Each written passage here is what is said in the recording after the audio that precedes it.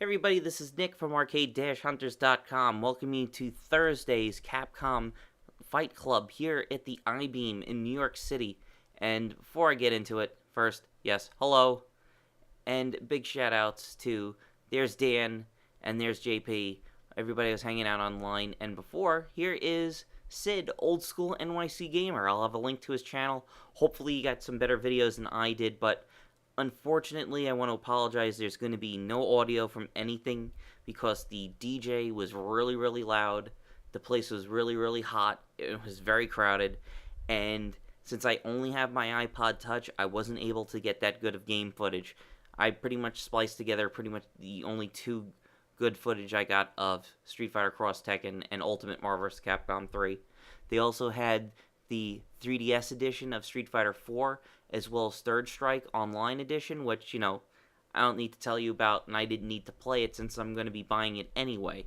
So, since the place was this crowded, I only got to play Cross Tekken once, and the one station that I played Marvel vs. Capcom 3 on, they were doing best 2 out of 3, so the other guy pretty much just let me win so we could actually play 3 rounds. So, I'll get right into it and tell you what I thought of Street Fighter X Tekken and some of the new characters in Ultimate Marvel vs. Capcom 3. So, this is him showing, like, hey, we can record on iPhones. That's wonderful, but not when you don't have a zoom feature. Because I would have loved to have... You had to really get close to the TV to get some good footage. I saw a lot of people were getting in front of players and really pissing them off, so I did not want to do that, so that's why the footage looks as bad as it does. So, with Street Fighter X Tekken, with Maximilian said on one of his videos, he said it felt like rival schools. For me, it kind of felt like a Street Fighter Alpha game, just sped up a little bit.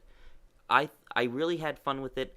The team that I used, I really wanted to use Hugo because this was the very first time that Hugo and Poison and all the new characters were, they were announced and they were playable in these builds. So I pretty much stuck to Ken because, I've been playing Street Fighter since 1987, and I would actually use the second player side because I wanted to play as the red guy.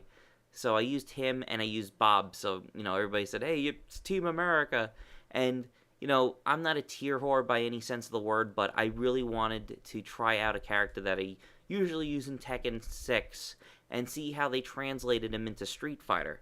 And with a lot of the Tekken characters, pretty much have like a way that they can bob and weave or jump over projectiles. That way they can get over people that are spamming them.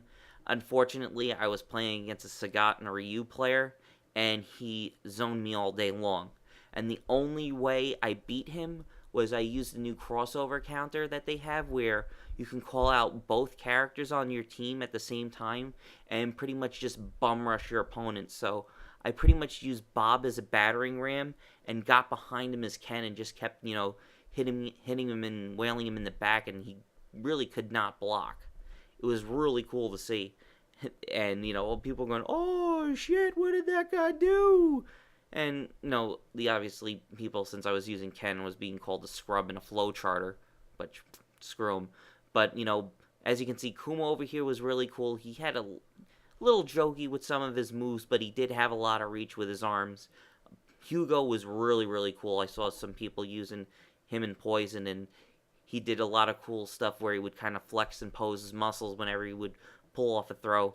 This is something I'm definitely checking out next year. Hopefully, if you guys are in New York City that are watching this, definitely go to the, what is it?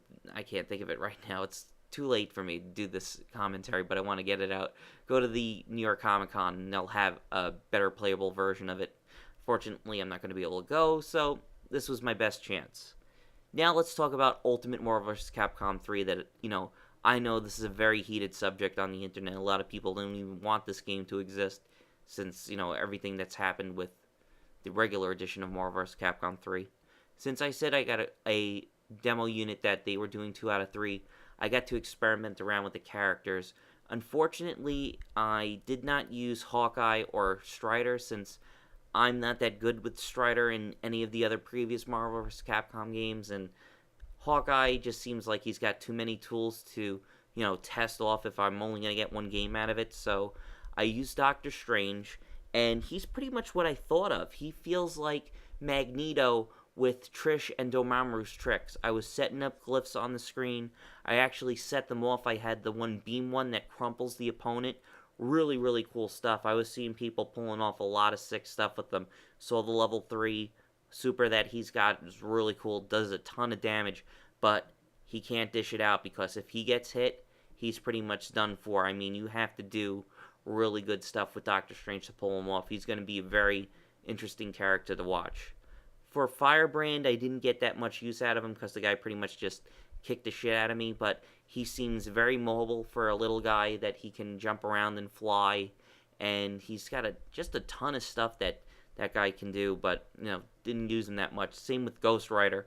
The chains on him feels a lot like Omega Red. He can suck you in and stuff like that. He's got the thing where he can, pretty much spit a ball of fire on the ground and it'll stay there, kind of like if you were playing Castlevania with a holy water. And I did pull off the motorcycle, but I whiffed it since the guy jumped over me. It's pretty much strictly on the ground and stuff like that. The other one where he kind of takes the thing and he swirls it around in the air, takes his chain, it pretty much does full screen, but, very weak. You have to be close to him. And got to talk about pretty much the one I was most excited about was the big man. We're talking about Nemesis Type T. I'm just going to call him the Tyrant. I was doing Team Hyper Armor. I was doing Sentinel Hulk and Tyrant, but this one guy pretty much countered it and used Chun-Li and just lightning-legged me to death. But, I mean, Tyrant is pretty much Q with a rocket launcher. His moves have insane armor on them. I mean, he can go through most supers with that punch move that he has that people have seen, and especially Maximilian put, I ain't even mad. He will go through and eat projectiles for lunch. I mean, he is insane.